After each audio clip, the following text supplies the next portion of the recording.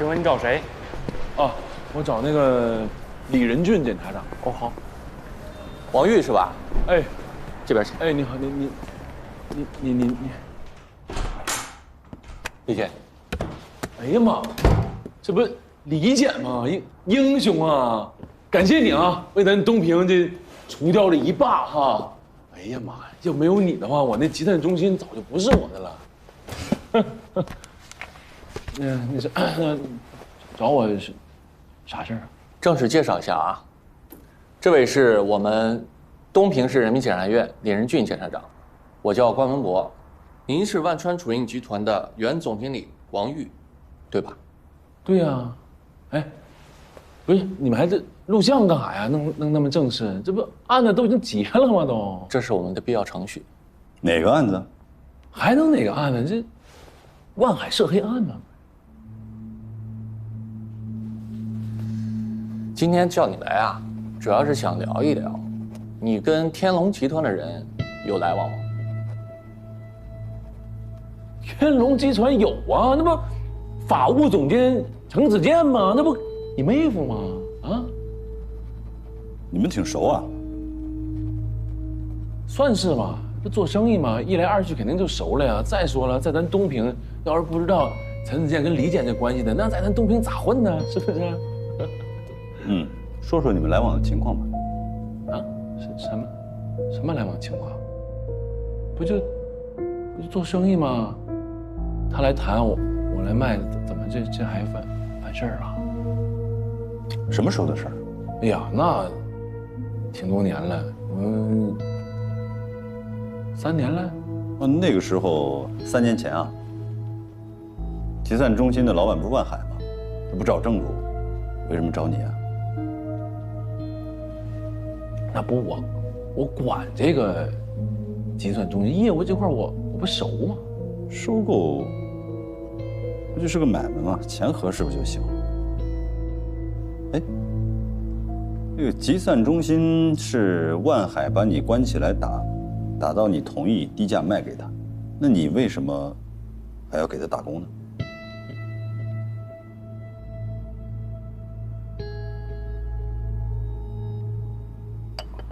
不是，你啥意思呀？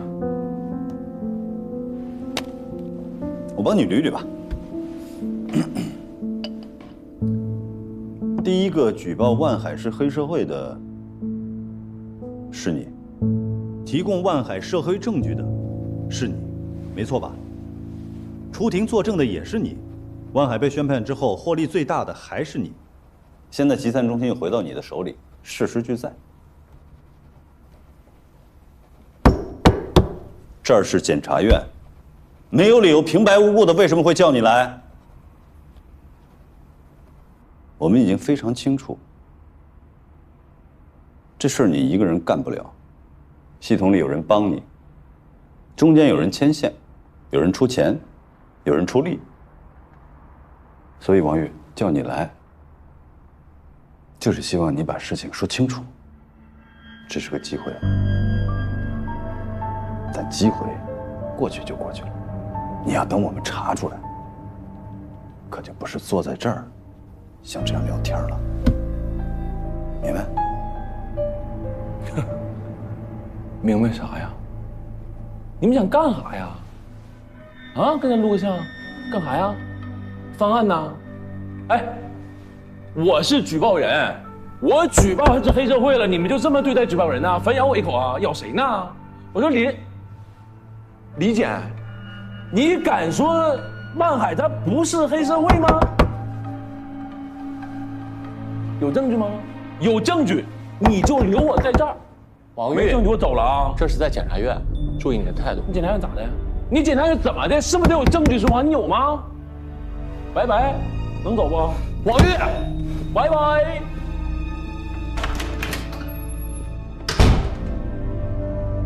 这边忙的一直没时间问你，那个房子退了吗？长大想学什么呀？学法律，当检察官。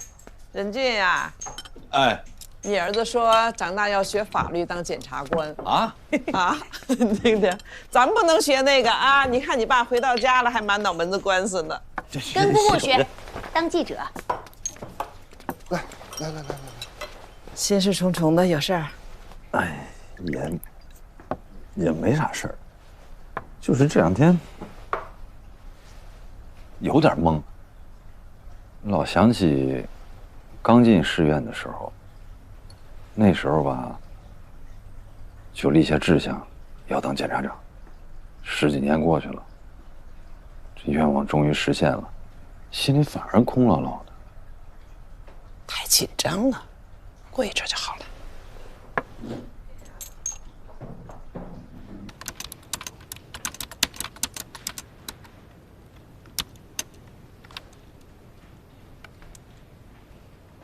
办错了案子，终身追责呀！记住了，红娘，比起一个错案带来的长久的社会影响和法律影响，个人犯错的责任其实是微不足道的。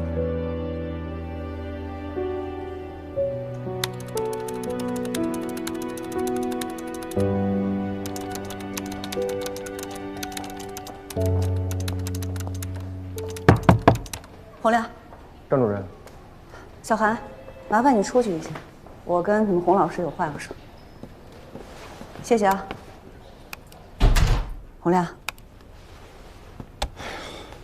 好几天没见了啊，是时候了。咱们马上拟份报告，跟张检申请，成立调查小组。记住啊，不是指导小组，是调查小组。为啥成立调查小组？你少来，没看新闻呢。我说你写。尊敬的张检，鉴于目前东平万川矿业发生重大事故，影响很大。万川事故？洪亮，你真不知道？不是，洪亮，你真没看新闻啊？你回来这段时间都干什么了你？出这么大事儿你都不知道？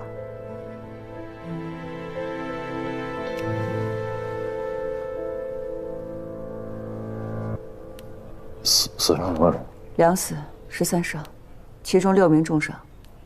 我觉得这不是简单的安全责任事故。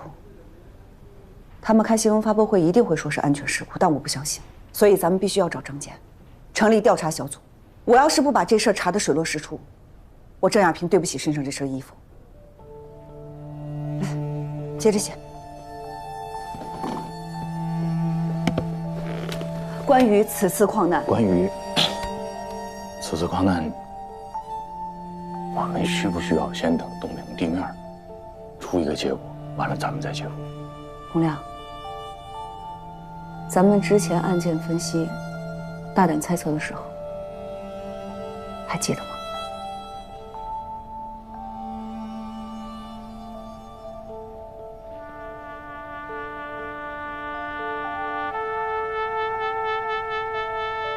那我们还能相信他们吗？还要等他们的调查结果吗？来，关于此次矿难，主要我现在去吧，有点名不正言不顺。你看上一把啊，指导小组，我进去是因为举报信，说可能东平干部涉及到职务犯罪，可能东平干部有这种保护伞。你说我现在去那尴尬呀？洪亮，东平发生的这些事儿，别人不知道，你我不知道吗？指导小组被迫解散，包括现在矿难，你能说东平不存在职务犯罪，不存在保护伞吗？来，接着写。关于此次矿难，关于我孩子，那跑这儿来了，我说是。你嫂子昨天晚上跟我念了一宿，说关于孩子上学这事儿，说你洪亮，你当爹你不着急呀？洪亮，你这身衣服脱了吗？没有。那请你对得起这身衣服。身体不允许。我最近你说也不知道咋的，这一宿睡不着觉，盗汗。你什么意思呀？咱们离开东平之前你怎么说的？啊？只要东平的事情能翻过来，不论你穿没穿这件衣服，天涯海角随叫随到，这话是你说的吧？啊？现在不承认了，不想承认了，还是不敢承认呢？洪亮，死人了，啊！东平死人了，万川矿业。我万川我去不了。你为什么去不了？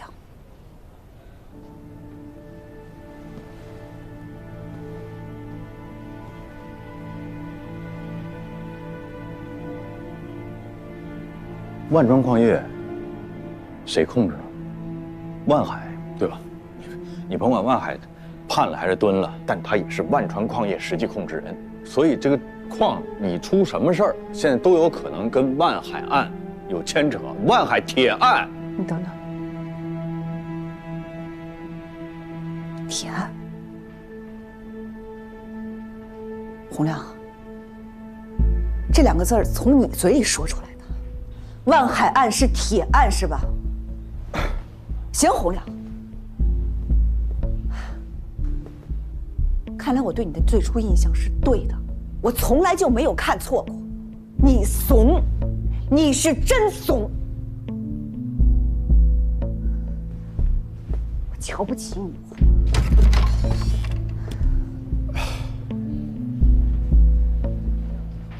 我还是得谢谢你啊！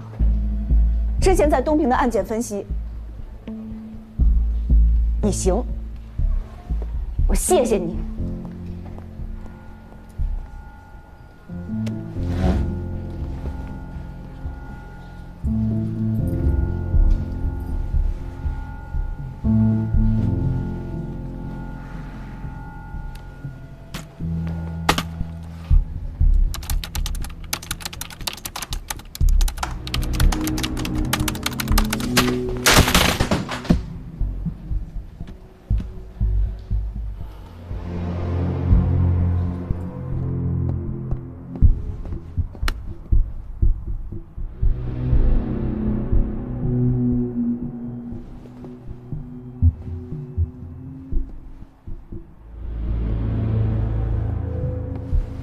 他的告别会就在明天上午，我约问呢，告别会结束应该是10点来钟吧，然后就送炉子里边。那个时候我们就没办法进行2次尸检。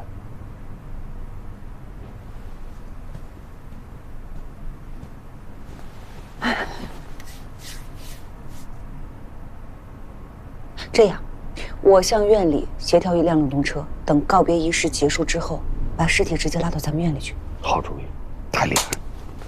我向领导请示汇报。你向谁汇报？孙专委。汇报什么？2次尸检呀！哦，但是有一个问题啊，组长，就是如果车已经到了，但是家属不同意、不认可，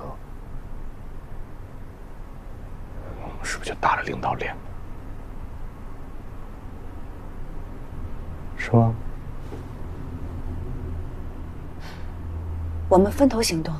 你呢，去乔振兴家做家属的工作。我向领导请示汇报。但是还是有一个小问题，我把周梅给得罪了，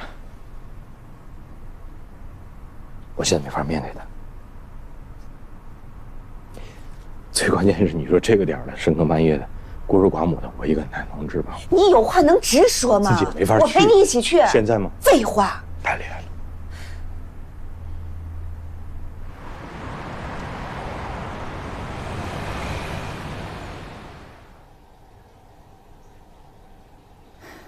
郑主任，今天要不是您来，我都不可能给他开门。我签字那天，给他打了个电话，其实我也没有什么事儿，就是想跟他聊聊。响了40，他给我挂了。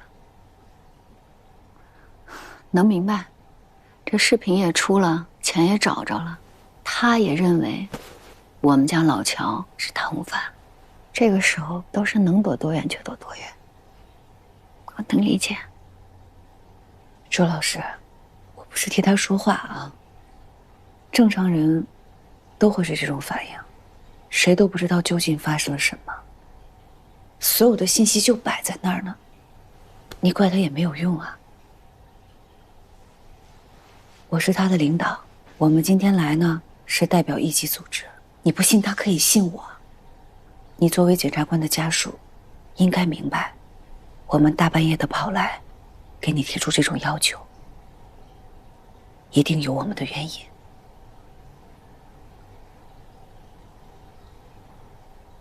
你们是查到什么线索了吗？这个还不能说。但是请你放心，目前这个想法，东平还不知道。明天等告别仪式结束之后，省院的车来把老乔接走。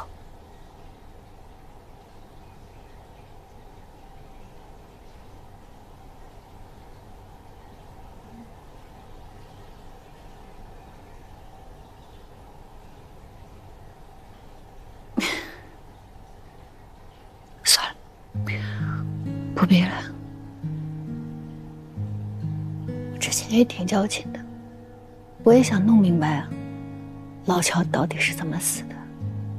但是现在来看，都不重要了。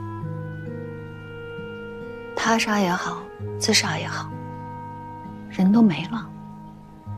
有事实也好，没事实也好，最后都变成那盆灰。我们现在就是想平平安安的过日子。我相信，这也是我们家老乔在天之灵希望看到的。你怎么知道老乔在天之灵不希望他自己？如果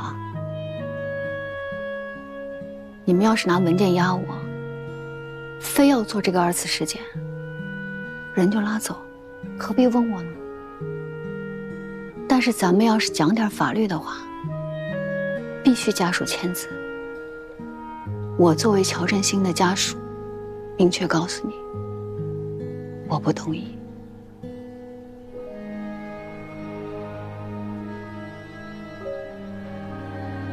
老红，你说我爸，他疼吗？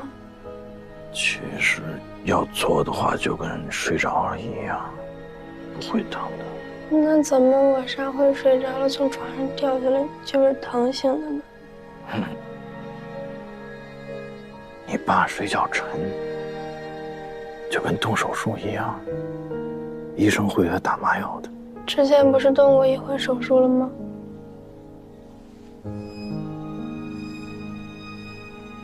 之前医生不好。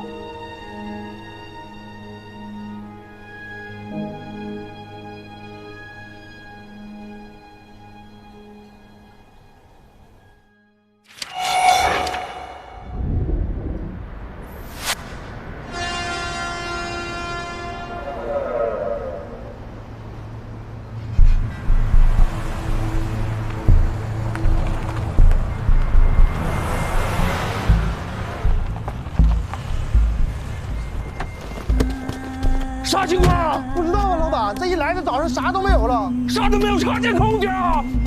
快点，看什么看呢？去呀！老板，你看。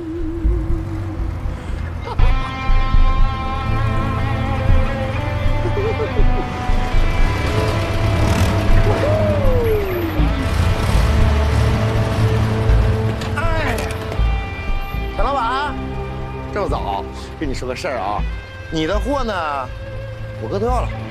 就当你道歉了啊！咱们以后就别打打杀杀的了，整的跟个流氓似的，干啥呀？然后呢，这个货运站以后呢，就没有你的以后了。咱们合作愉快啊！走了，走。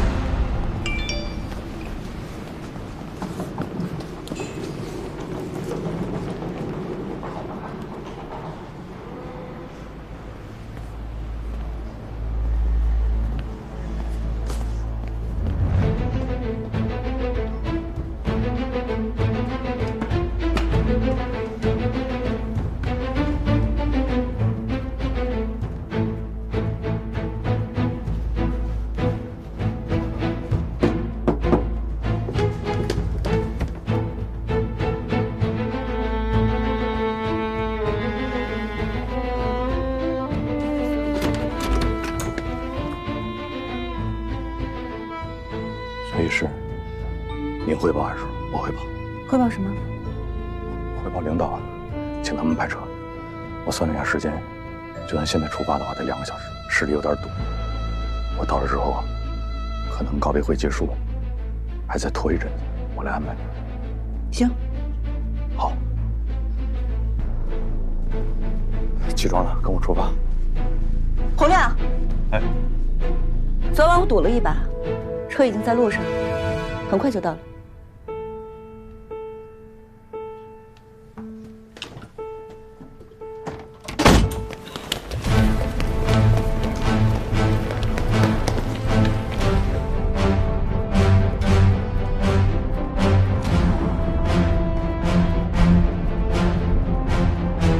还有多久？还有32分钟。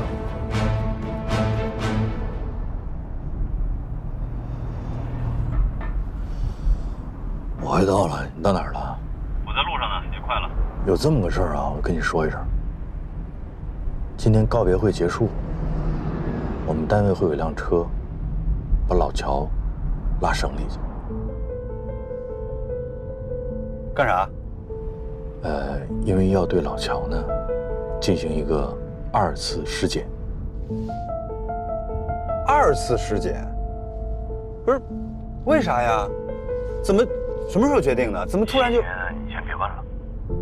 反正现在这个事儿呢，咱们张放检察长，还有省检委会成员都已经一致批准了。啊，我相信回头呢会有一个详细的说明。不是，那家属同意了吗？周梅同意了？哎，对，家属也同意了。不是，为啥呀？为啥要进行2次尸检呀？别瞎想，啊！我肯定得通知你一下，是吧？一会儿见啊。安全技术上，再快点。好。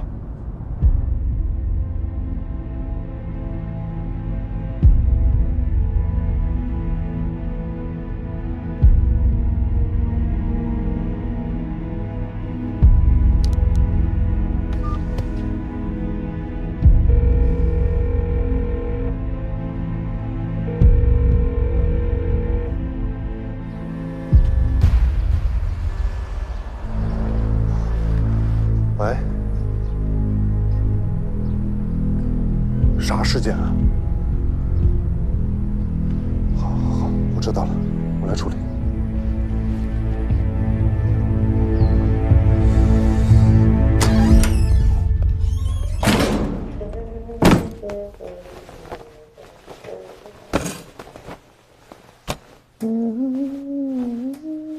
你啥意思？啥玩意儿？我啥意思？法律是你的武器，司法机关是你的后盾。哎，我是你的辩护人。哎呀，你背挺溜啊！你想咋的呀？不是，我是说啥了吗？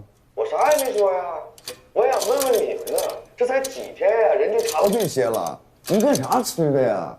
你肯定跟指导组说了什么，要不然他们怎么会对乔振兴的尸体进行2次尸检？万海，我告诉你，你病了，你不能再见他们了。是，我他妈都病入膏肓了，我正犯糊涂呢。我也不知道啥该说啥不该说，我他妈告诉你，我出来混的时候，你还是液体呢，碳水化合物。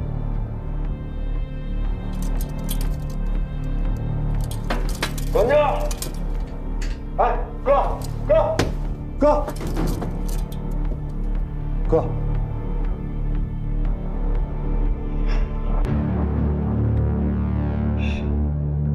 是我没控制好我自己的情绪。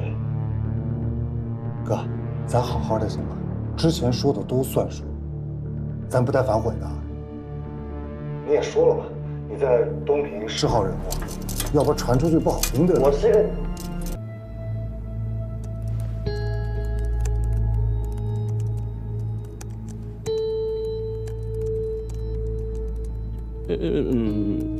星子，我一兄弟。找你什么事儿？给你送的什么？是不是钱？他给打牌欠我钱，他说这凑齐了，这给我来还上。先给你2万，帮我捎个人。赶紧回去上班，时间来不及。放心，保准烧成灰。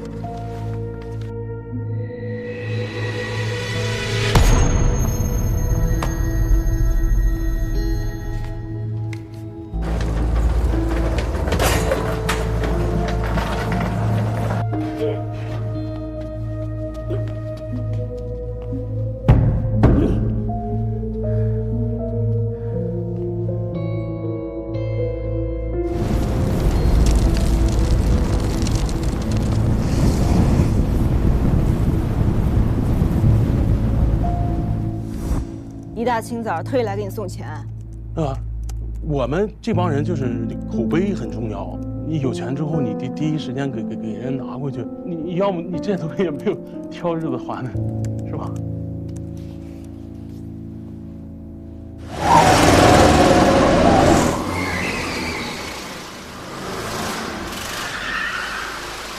那个雷广发，你心里有底不？你确定他不会吐火吗？钱我给了，债我也帮他还了，而且他在里面要对他一点好处都没有，他敢溜，说明还想活呢。你给他多少钱？2万。抠搜，可是2万块钱能干啥呀？你确定2万块钱能堵住他嘴啊？给多少能堵住他的嘴？你说，就他那样式的，给的多了倒省事儿。再说，时间那么紧，能弄明白不错。整明白了吗？咋的？觉得我办事有毛病是吧？你行你来，不让问呢？轮着你问了。问你咋的？你说我咋的啊？不动手啊？事儿办不明白，脾气挺大。你能办？我给你钱，10万、20万、30万，你给我送进去，把人捞出来，你办。可以啊，拿来。你俩是不是有点赛脸？你要咬人呐？啊？你这个嘴怎么这么贱呢？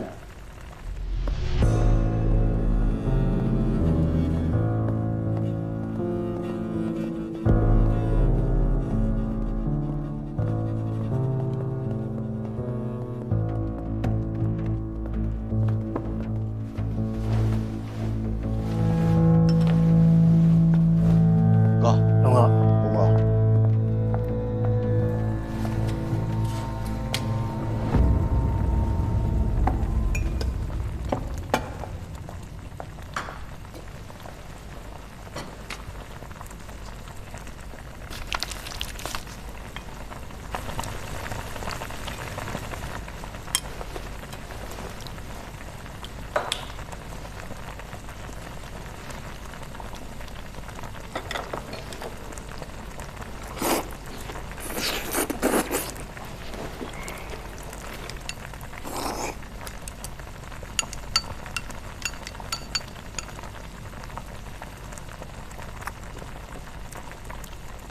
咋盯的呀？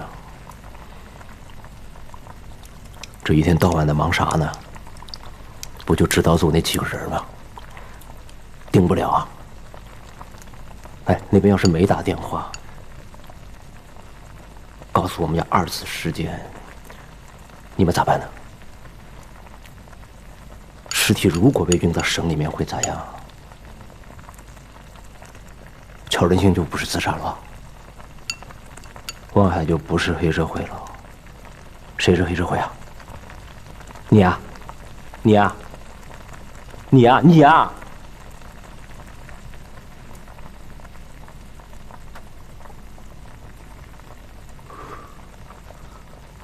还得是我。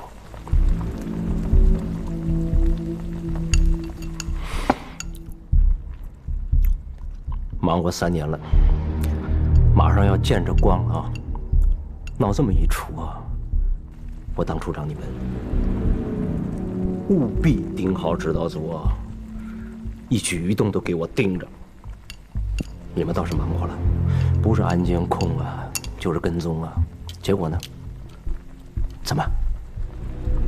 青海歌厅就被指导组给摸着了？那乔仁兴的尸体怎么就要进行2次尸检了？你不是一直在监视吗？怎么永远比指导组慢一步啊？鱼缸是砸了，可里面的水呢？他妈指导组不查啊！尸体处理了，制造组的化验能处理吗？啊，脑子都怎么想的呀？这点事儿都处理不了吗？啊！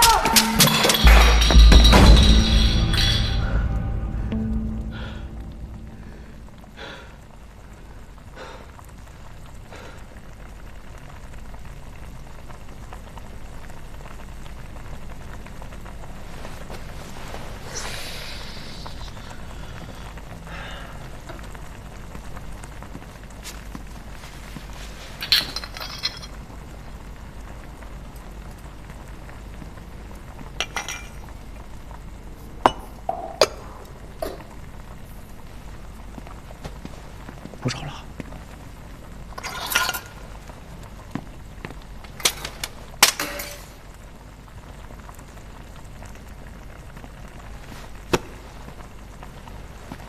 使两劲得了，往后跑跑说它有啥用？消下去。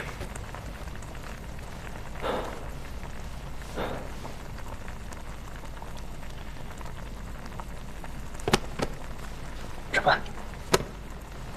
啥事都没吃饭重要。动筷子。吃啊！不吃他更不高兴。不吃。来。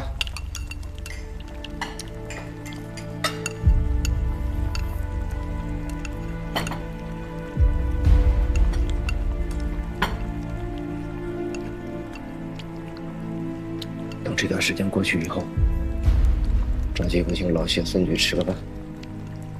该敬的礼数还得敬了。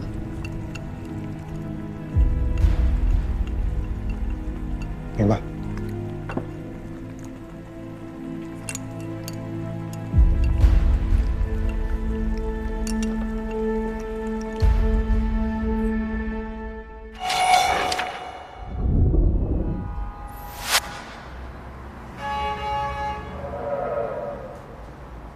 经过调查，昨天早上火化工雷广发和张爽负责搬运尸体，分别送往火化车间和告别厅。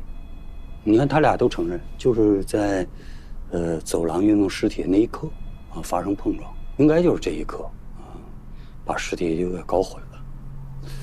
但是，哎呀，就是受限于这个视频的角度，就没有办法完全还原当时情形。你这个走廊就这么一个监控，停尸房没监控。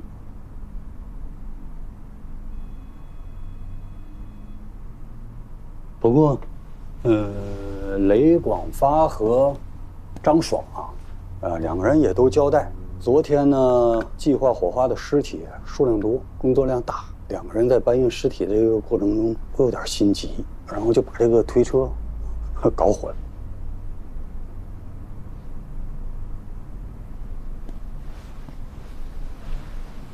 许军，哦，这两个火化工的背景查了没？查了，张爽为人比较简单，就是口碑也不错，基本上就可以排除嫌疑。雷广发他爱赌钱，然后有酒瘾，跟他一起打牌那些牌友也都能证明这一点。同时呢，我们也查了雷广发的手机，还有他的银行账户。你没发现什么异常？就这么寸？你寸到家了？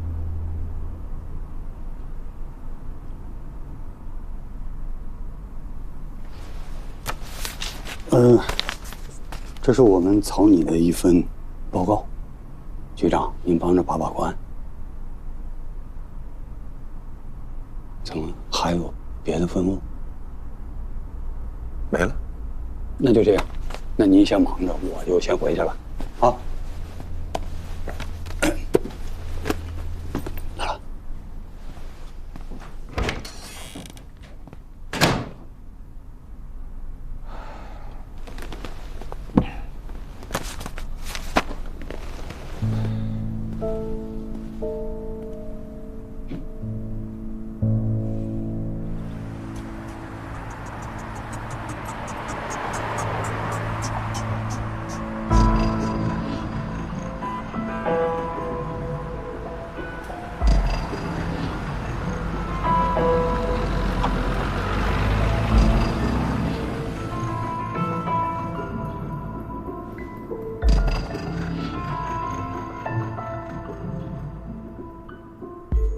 一会儿见了面呢，你主说，我附和。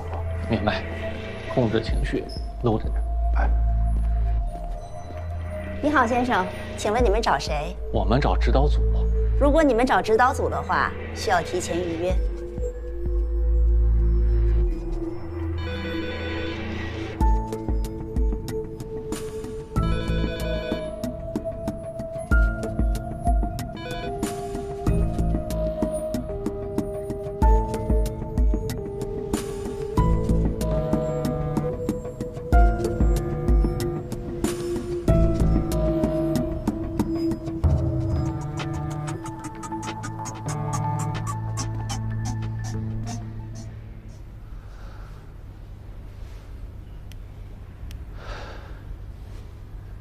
都不接。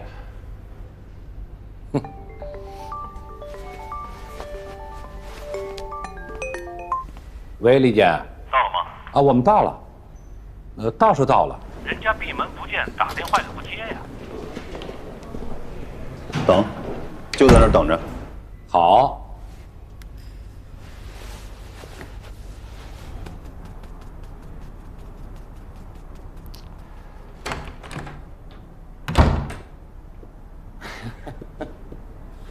没打招呼就来了，有事儿啊？啊，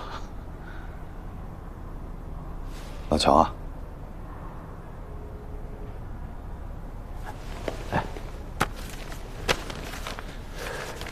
其实这个事儿搞得我也是非常的被动，我这电话都攥在手里了，可是后来想了想，还是过来一下，当面给你瞧瞧。分局那边啊，把相关人员啊全都问了一遍。得出来的结论呢，是这个火化工雷广发操作失误。这个尸体啊，误烧。老许，你别跟我说这个，这上面每个字我都认识，我就想问问你，你信吗？哎，你说这火葬场每年误烧几个人，他怎么就能轮到乔振兴呢？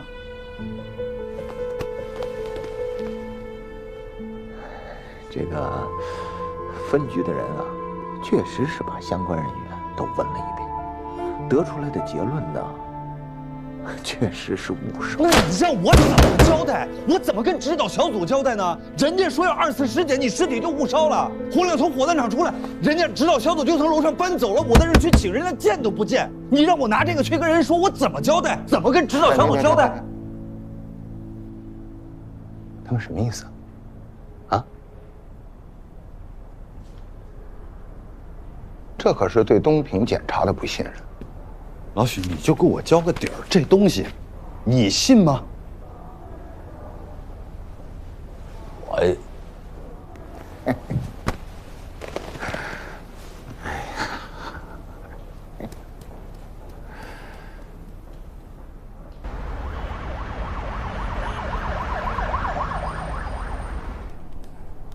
这得多不信任你们，人家才搬走的。弄出事儿来了，让我来刷脸来了。我这脸皮也是够厚的，怎么把关系处成这样？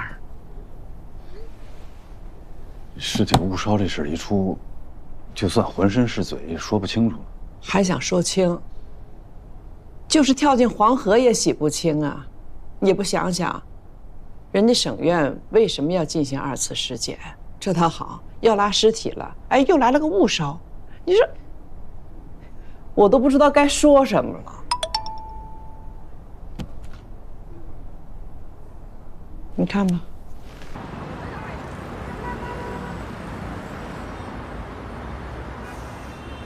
你解释解释，李姐，我也是刚拿到这个结果，我就马上让公安司法鉴定中心给看看，现在还没给答复。谢主任，你们当时跟我说的时候是怎么说的？公安递过来的证据确实充分，没有任何问题。咱们办了2年多的案子，怎么指导小组一来处处都有毛病？咱们案子就是这么办的？李姐，您先别生气。这省院的仪器还有专业人员的素质，确实比咱们市里要高出不少啊！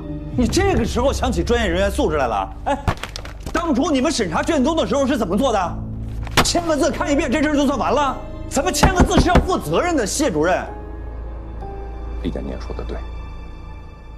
其实呢，张文京几个无关紧要的签名有出入，它证明不了什么。最关键的是集散中心的转让合同，省院技术中心已经下来鉴定，不是伪造，是真的。还有口供可以证明，他教唆证人做伪证，替万海开脱罪行，还有王玉等人指证他，这些足以证明张文京他就是万海的左膀右臂呀。真真假假掺和在一起，真的也会被质疑是假的。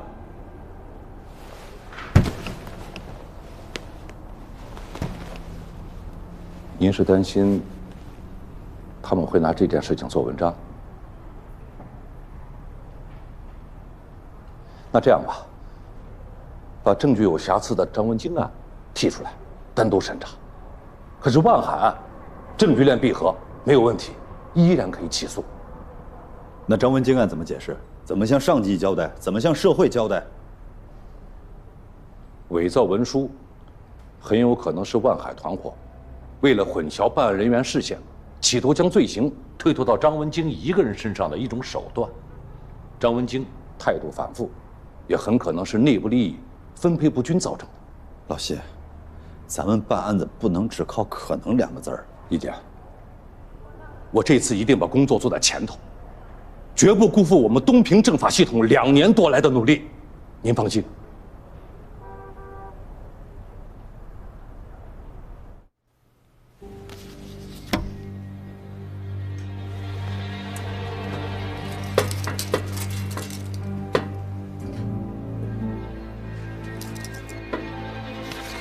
我上次跟你说的很清楚，是指导组自己查出来的，跟我没有关系。怎么了？我的当事人情绪有点激动，没事啊，稳定点啊，没事没事。别把事情搞大，你冷静点，听我解释行吗？你想干啥？首先第一点啊，王玉现在的所作所为不受我们的控制。第二点，你儿子大白天跑到人家办公室抢公章，还威胁人家。你跑到这儿就跟我说这个呀？你赶紧去救他！你弟弟万火也来成功，让我去对王玉说说好话，你说我该不该去啊？赶紧去。咱们俩相处也挺久的了，我自认为是了解你的，你应该了解我吧？我明白了，我是黑社会，永远是。我现在就去。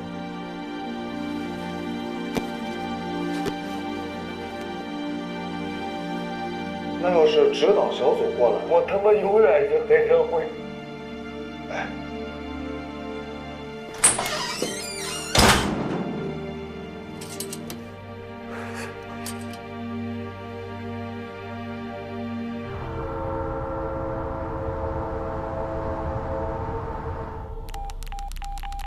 哎呀，说子健，你还真给这万家人当律师？怎么当成保姆了呢？那屁大点事儿也得麻烦你啊！啊！王总，出气，出完气就把人给放了，别惹事儿。你说他就一个孩子，你跟他计较什么呀？哎，我就是要给他关起来，这样的万家人呢，他能把这嘴给我闭上，不是吗？我明白，明白你的意思，但是你这事儿吧，做的有点过了。这种事儿得把握一个度。哎，王总，你看吧，哎，你这不也写了吗？合作共赢，咱得合作呀，对吧？而且现在这么一个敏感的时期，咱们不要节外生枝了。有任何事儿呢，一审结束了以后再说，啊！我就觉着呢，你们对这万家人啊，太客气了，还给他搞什么减刑？这要搁着我，哎，我要弄，就弄彻底。但是王总，我得提醒你，到目前为止，就这个集散中心，它的法定代表人还不是你。所以啊，他才敢过来跟我要这公章呢。他是抢啊，这地方是我的，他敢抢吗？他那天报警了，警察来了，是不是也得说这地方是他们家的产业呀？如果我把他放了，他再过来闹事儿，你管呀？物资集散中心现在是涉案资产，万海他判不了，他根本过不了户，他现在归你了，所有的收益都是你。你知道陈总花了多大的力气吗？都已经花力气，还在乎我这点吗？我等多久了？3年了，让我办的事儿，我是不是都已经办了？陈总一手遮天呀，啊，上通天，下通地，我这点事儿动动嘴皮子就给我办了呀，完了吗？是。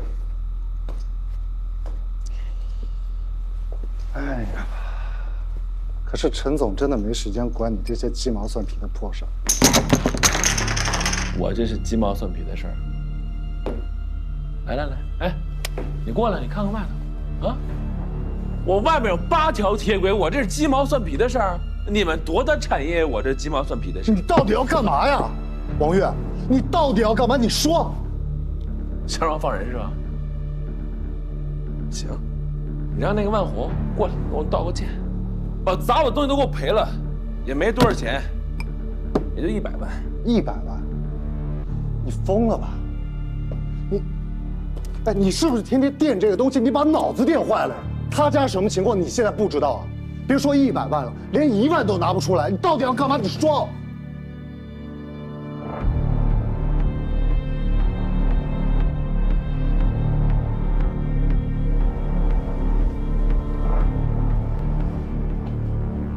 要么这样，你让陈总想想办法，只要万海把货运站过给我了，我就放人。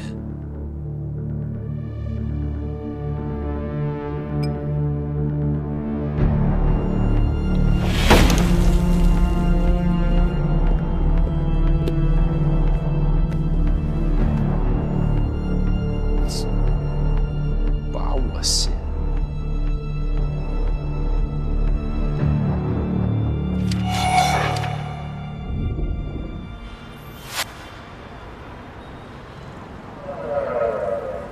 各位领导，有什么需要，我可以帮到各位。最近见过万海吗？原来打算是要见的，但是我这手上的案子啊，真的太多了，就一直没去成。有个问题，我上次就想问，你是怎么成为万海的辩护律师的？其实，是他找的我。不过你也知道啊，东平吧，也就这么点大，有刑辩经验的律师来来回回也就这么几个人。程律师，听说你之前在县检察院，也算是在公诉岗位上做了6年多，对吧？对。那为什么做律师？哎呦，其实，在县检察院的时候吧，每次开庭啊，我都对对面的律师特别好奇，我想知道，他们知道对于这个案子来说，我们的难点在哪吗？他会怎么跟我辩？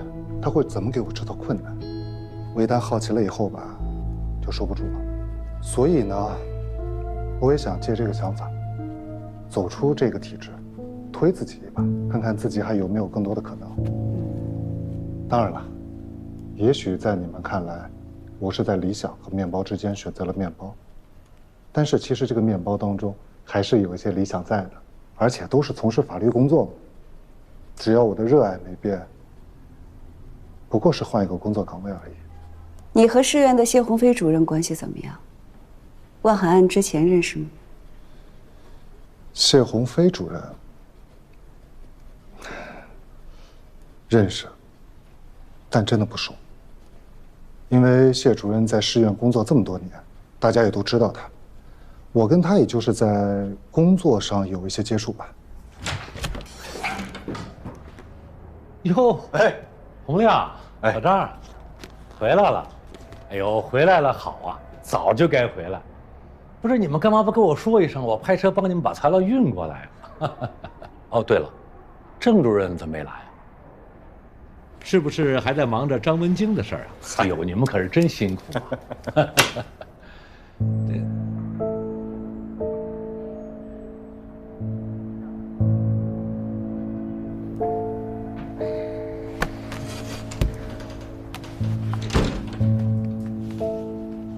本来呢，正要向你们汇报关于张文京笔迹鉴定出错的事儿。我们已经找公安机关核实过，公安司法鉴定中心的王主任承认是他自己能力不足，没看出来。当时啊，鉴定量大，又没有仔细做，所以才出现了这种技术性的鉴定结果偏差。哦，对了，我们已经给市局发了检查建议，要求他们纠正整改。啊，就因为他一个技术偏差，因为一个能力不足，张文京人一辈子毁了，你这坑人的吗？是啊，其实啊，这件事儿呢，我也有责任。李检呢已经严厉的批评我，换一下。哎，不用不用，实事求是嘛。我工作的失误就是我的失误。学学老同志，我确实对我们市局的鉴定中心呢太信任。你说我如果对证据材料进一步核实的话，哎，他可能就不会出现这样的错误。哎，但是我现在有一个问题啊，就是现在已经知道这几份签名是伪造的，谁伪造的？伪造干嘛？就这个事儿，咱是不是还得接着查呀？是要查，必须要查。我们办案组啊，在第一时间就开会讨论了，啊。这是会议纪要。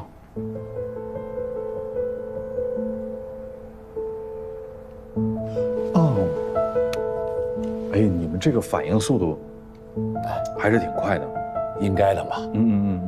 我们觉得呀，这很有可能是望海团伙企图将罪责转嫁到张文京身上的一种手段。他呢，就是想靠这招啊，减轻对他的量刑。哎，啊，我们已经敦促公安机关了，进一步的侦查，一旦有结果，马上会通知你们。辛苦老谢。不辛苦应该的嘛。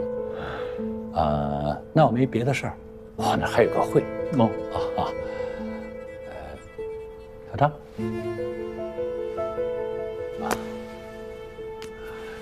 行，你忙啊。那天早上您几点到的？哪天早上？乔振兴告别会，您几点到的呀？我大概比你早到7、8分钟吧。那您和李检谁先谁后啊？我们俩前后脚到。您当时走的是哪条？没完了是吧？为了那通电话，过不去了是吧？这个月的12号，谢鸿飞主任给你通了一通电话。你们聊了些什么？打了电话呀？有吗？有。12号早上。喂。省院要进行2次尸检。啥尸检啊？省检察院派的指导组要对乔振兴的尸体进行2次尸检。什么时候啊？一会儿告别仪式结束之后，必须把这件事情处理好。我知道了。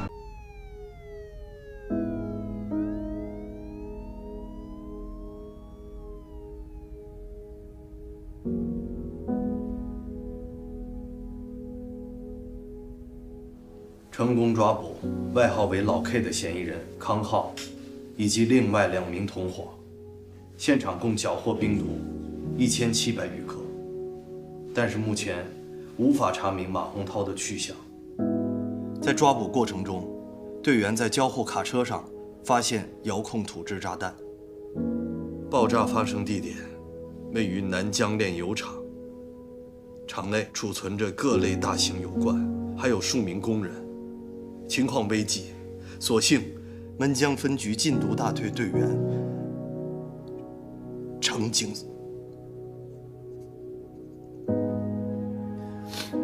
继续。门江分局禁毒大队队员程景松同志处理及时，将装置炸弹的车开出了危险区域，使人员损伤降到了最低。说完。但目前，程景松全身烧伤面积达到81%，心、肺、呼吸道等多处器官受到严重损害，目前仍在昏迷。医生表示，救治成功率几乎为零。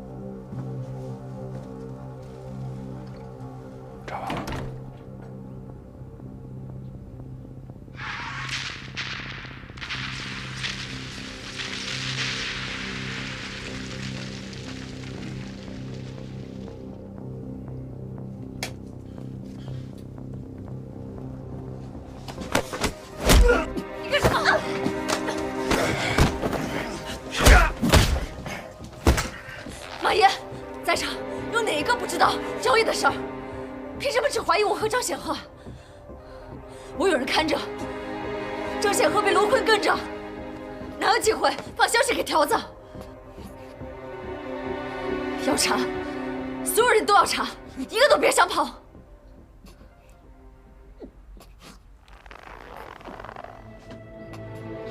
那你告诉我，该怎么查？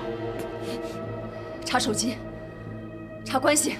查随身物件、通信记录、往来信息，通通都要查，肯定能查出问题。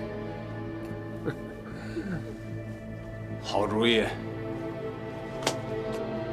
那你看看你这钱包，里面那张照片是谁？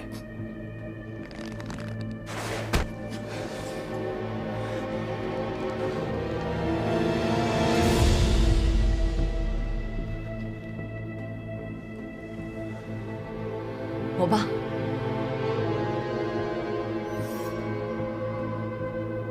怎么了？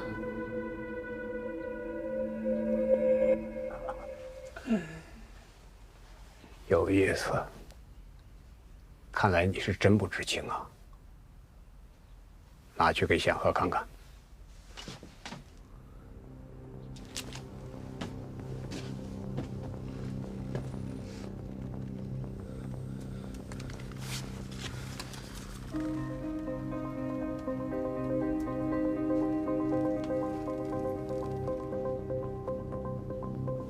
照片上的人是我的一个老朋友，叫孙大鹏。胡说！我爸早就死了，你不可能认识他。我知道孙大鹏有个婴儿，但我不知道人在哪。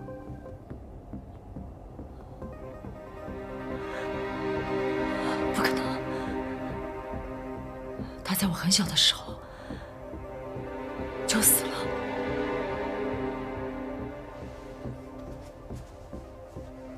还有这个，这是孙大鹏死后我们收拾遗物时找到的，这是录音笔，以前他常常带在身边。你爸爸惦记你很久了。这里面录了很多关于你的事。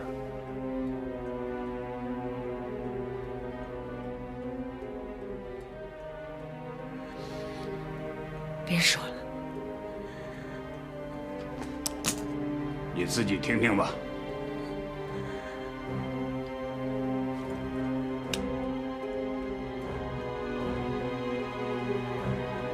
轰我的种植园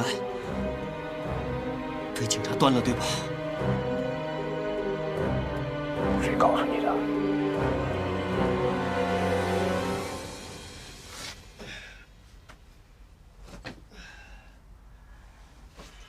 你应该问的是谁干的？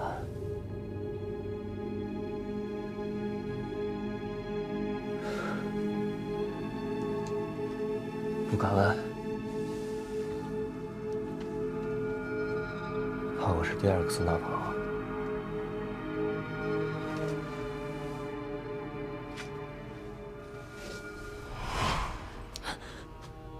这次交易也是你通知的警察吧？没错，在去找老 K 的路上，我去了一家便利店。那个地方是我跟警察的一个接头点。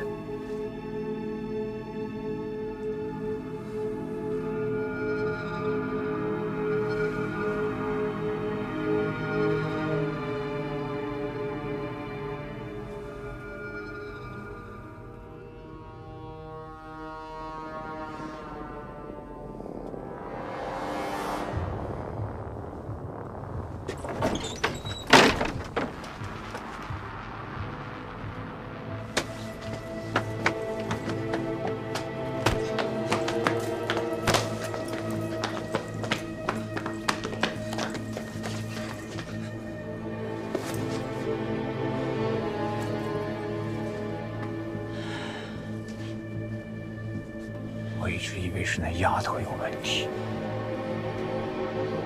没想到是你。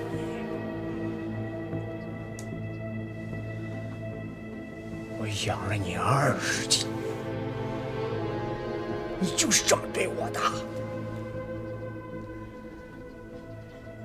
你养我，咱们之间就没必要讲这些好听话了吧？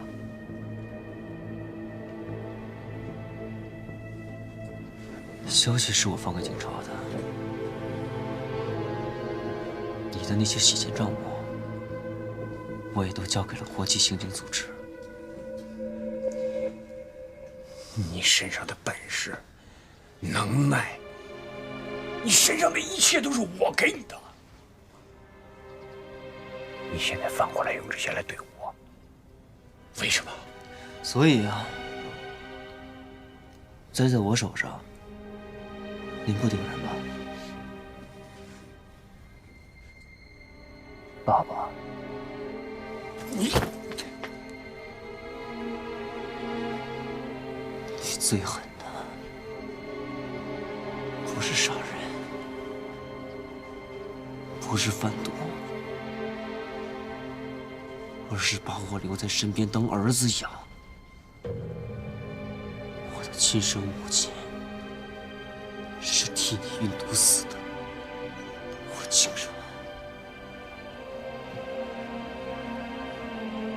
然还要缴你这么多年饭！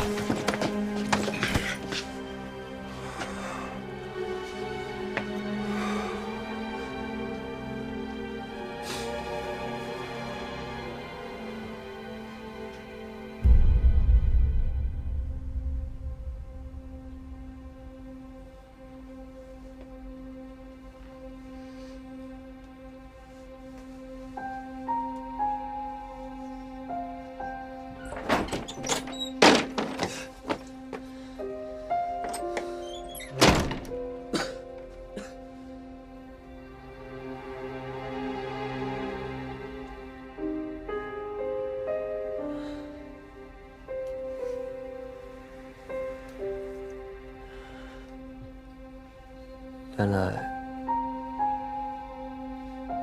你就是孙叔的女儿。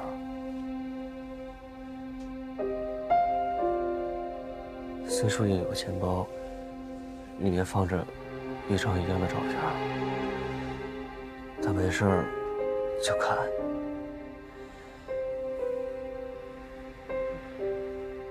没事儿就看。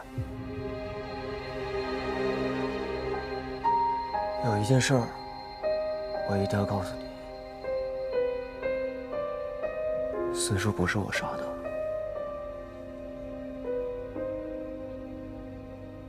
但他是为我而死。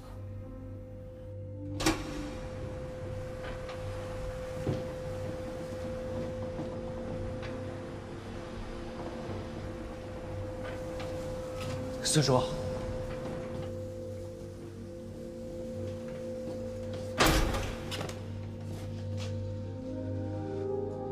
孙叔，这是干什么？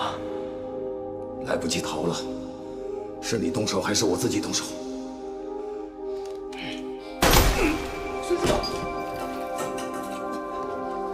我不知道你为谁办事，但是我知道你一直在搜集马洪涛集团的犯罪证据。我的身份已经暴露。 只有死在你手里，刘斌他们才不会怀疑你。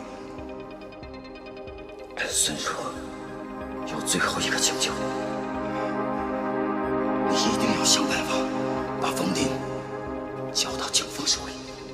这个是岷江分局禁毒大队长办公室电话，拿着。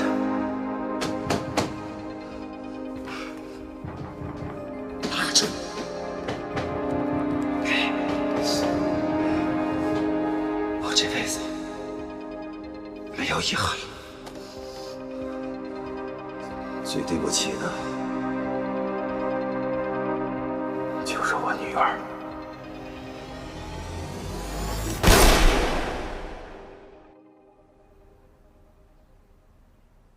她选择牺牲自己来保护我，用她的命来换我的命。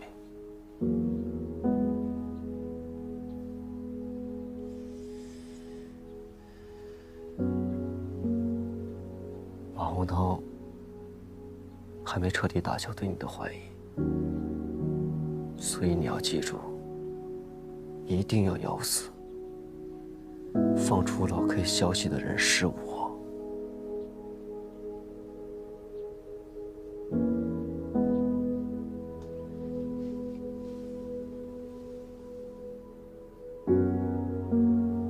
找老 K 的时候。 你故意去了趟便利店，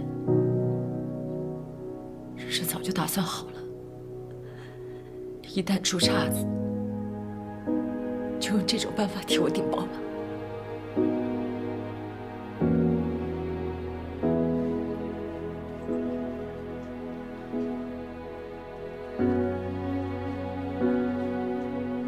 记得你喜欢这个，是陆给你买的。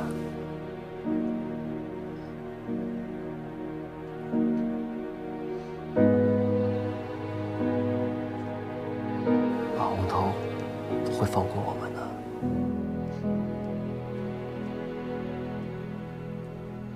他们很快会对我下手，以后可可就拜托你照看了。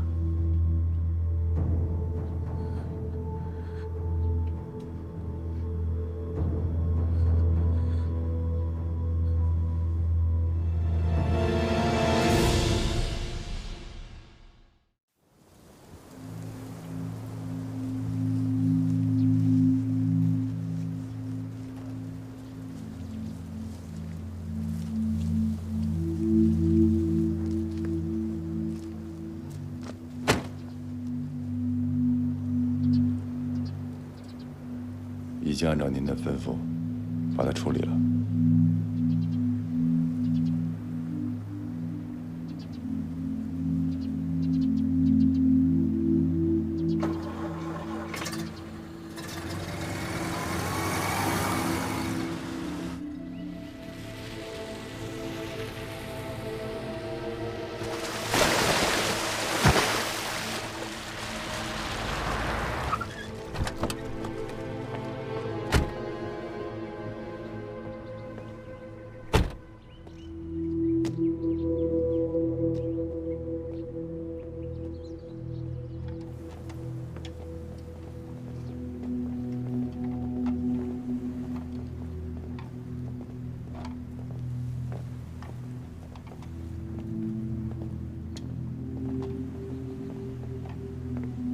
马爷来了。啊，可可呢？带着孩子四处跑不妥，运货的时候他再来，让显赫不用担心。王倩，汪小姐，您的事儿早有耳闻，还听说您是显赫的女朋友。显赫没来啊？显赫出国了，先去打理一下。我还有点其他的事儿，我待会儿就走。明天货先出港，然后咱们公海见。马爷，要不我们还是等您一起走吧。毕竟运货这么大的事儿，万一有闪失，我们担不起呀。我一会儿让王倩留在这儿。这次我打算让他和你的人一起押货走。大陆风声紧，货不能再等了，必须尽快出海。罗坤已经在公海安排好了货轮，到时候我会带着光盘一起过去。马爷考虑的周全，光盘和货分开走，大家都可以安心了。不用在话里带话的提醒我。货上船，顺利的拉走，光盘你自然就能看见。心急吃不了热豆腐的。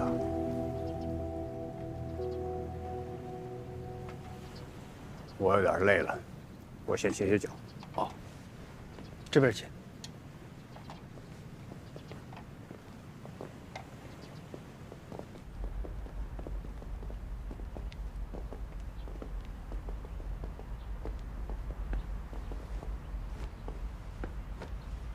干活的工人还没到，我先上去看看去。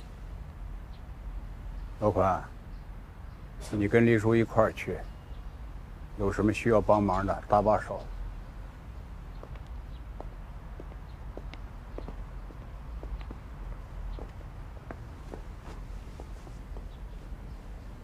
显赫不在了，你是不是很恨我呀？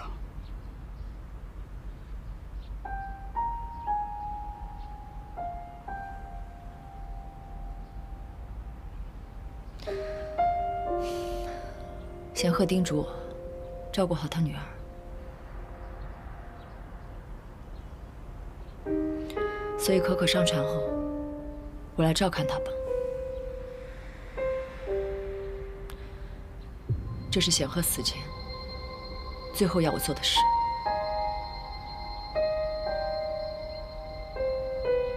明天早晨货船到时候会用冰鲜鱼做好伪装。你盯着货上船，然后带着可可跟我会合。押货的时候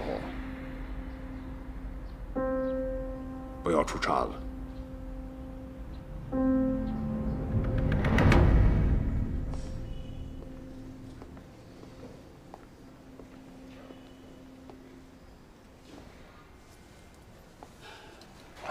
口水。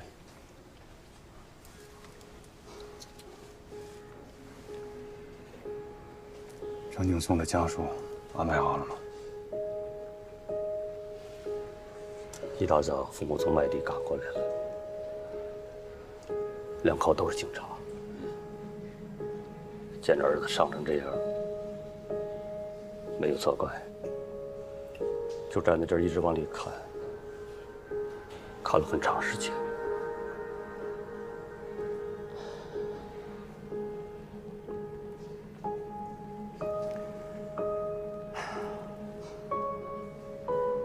现在景松伤成这样，林强到底什么情况还不清楚。我没带好老程的孩子，我对不起老程。马洪涛在哪儿断了线索也不知道，大宗兵毒下落不明，查案查到这个倔强，我严重失职。大曹，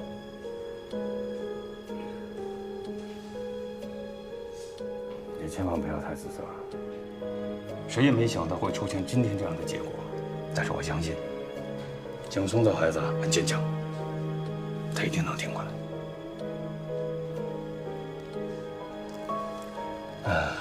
虽然这次我们中了马洪涛的圈套，但是事情还是有转机的。跟我走一趟，有个人想见你。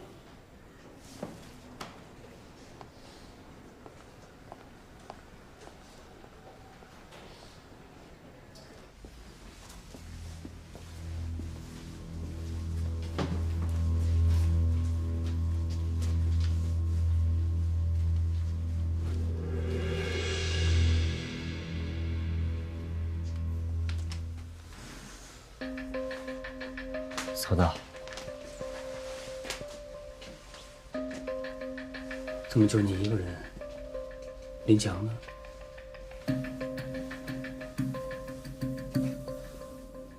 失联期间到底发生了些什么？在和老 K 交易前，马洪涛就猜到身边有警方的人，他怀疑是林强。我为了保林强，自曝了身份，陆坤把我推下山崖。没想到，我侥幸捡回一条命。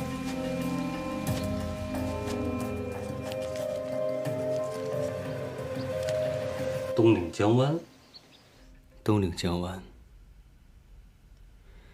虽然这张纸条我也不知道是谁放的，但是我猜，应该与马洪涛掌握的大宗冰毒有关。警察围剿行动时，马洪涛趁乱混进了制毒工厂，杀了方林。而且他已经找到了方林录制成光碟的制毒方法。只要制毒光盘在马洪涛手上，新型病毒就仍有可能泛滥，所以一定要设法阻止他。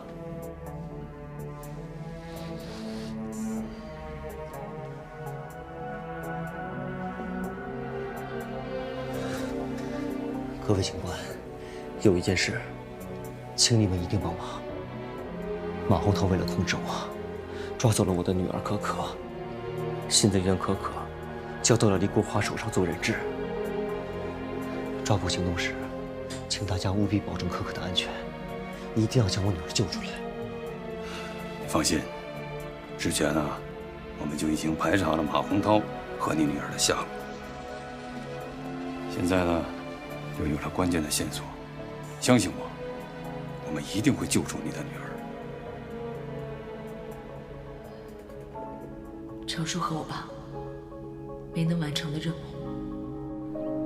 冥冥之中落到了我们手里。我相信，我们最终一定会完成这份使命。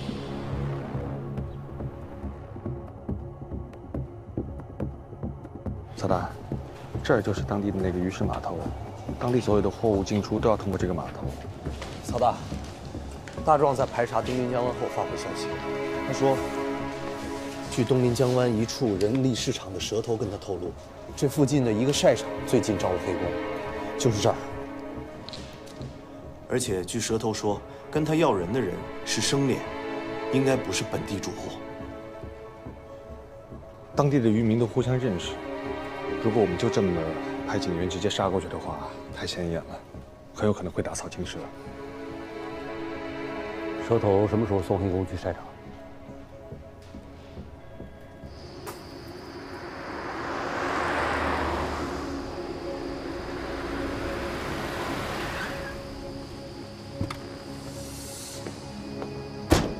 哎，下边，快！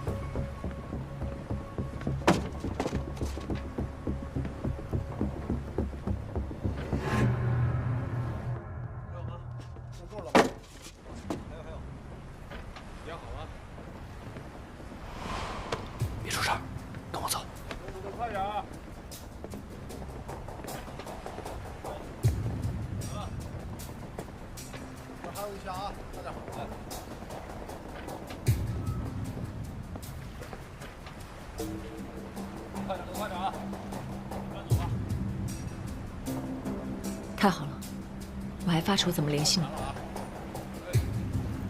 辛苦了。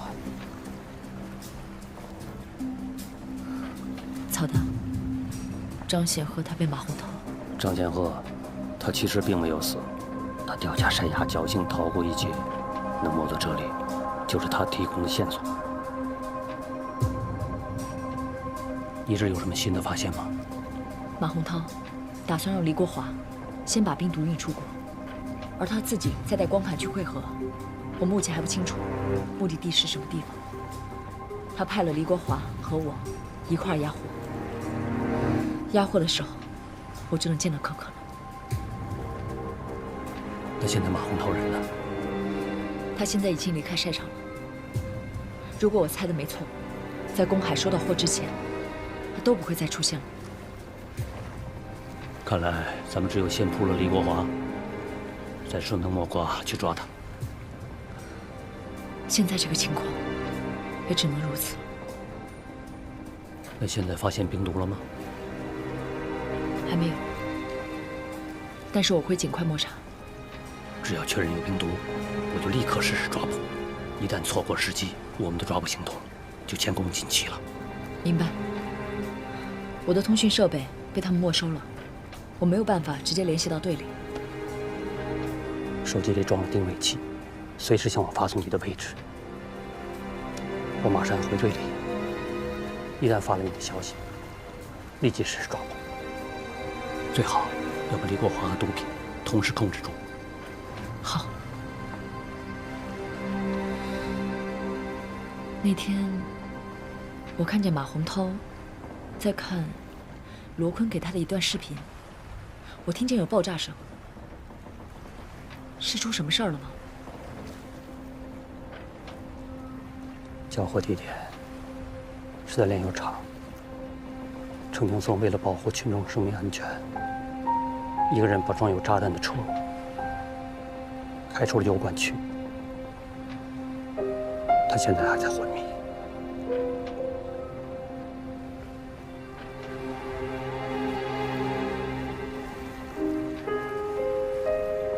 找到冰毒，见到可可后，我会立刻向你汇报。明天我一定会成功。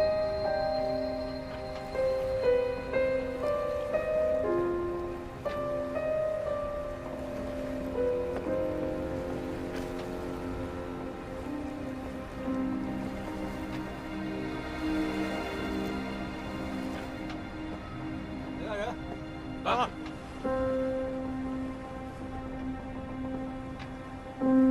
清点清楚啊！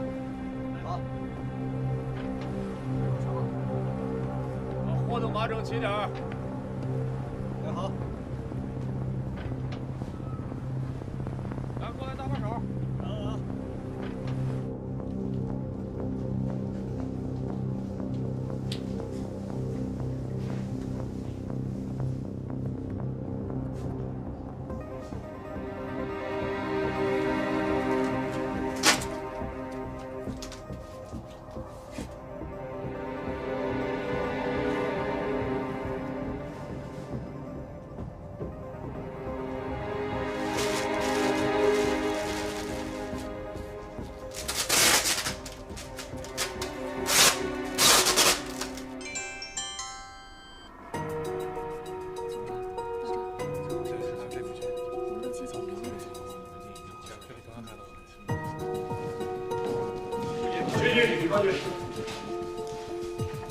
西局、高局，雷霆专项行动组已全部就位，货也找到，明天一早发货。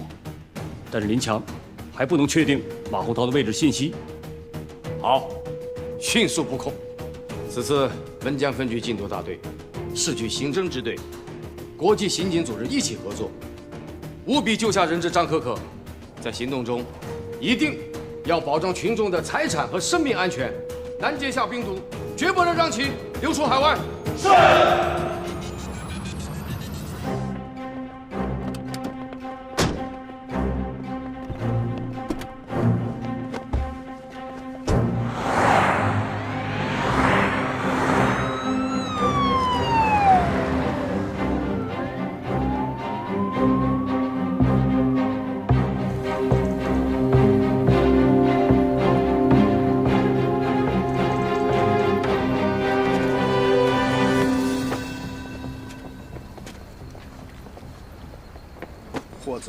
装完。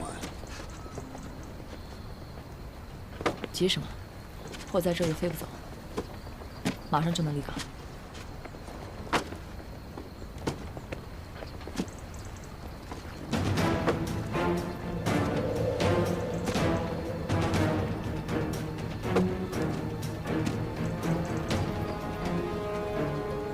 不是说运货的时候会带上可可吗？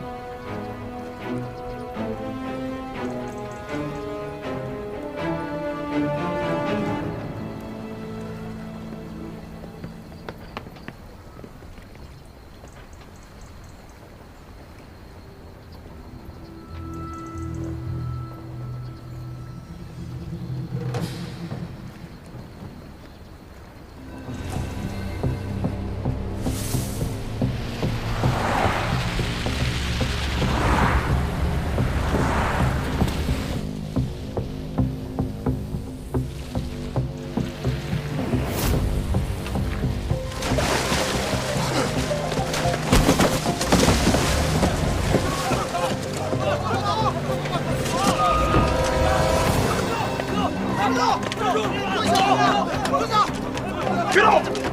慢点！站住！站住！别动啊！别动！再动我就开枪了！抱头对象！站住！过去！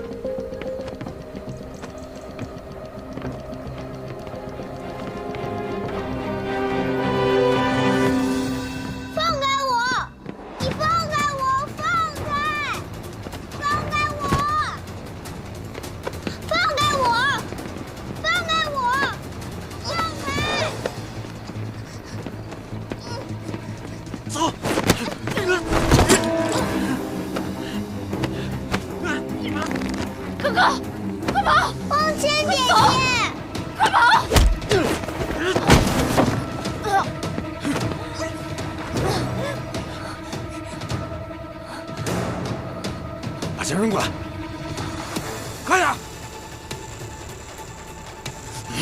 好。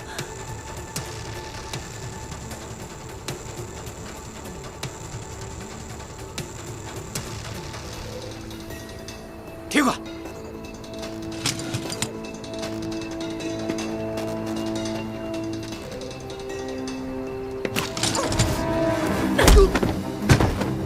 可可。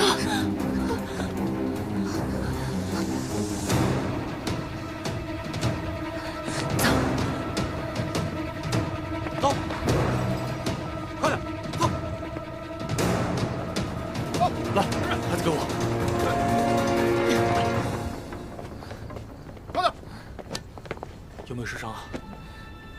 走，过去。没事儿，还是先带孩子去医院检查一下吧。好的。走，快点！